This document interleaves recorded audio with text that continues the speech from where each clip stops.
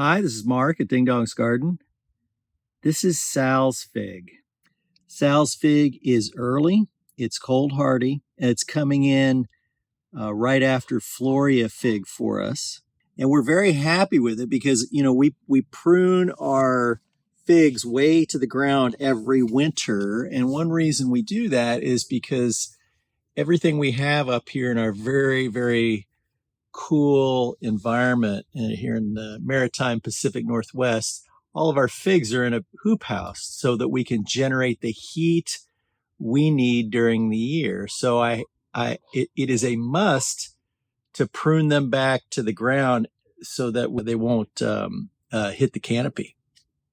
So the fact that, all of this here that you see is 1 year growth, and it puts out a very consistent set of figs on both branches. So what a great option if you're in a cooler environment, and if your winters are a little colder, so you get dieback to the ground, it's not a problem because this will grow back from the ground, and within 1 year, you should have quite a bit of fruit.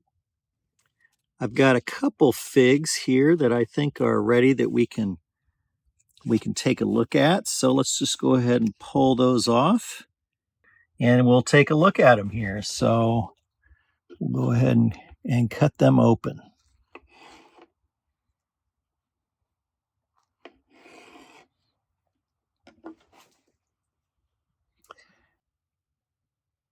And those are some good looking figs.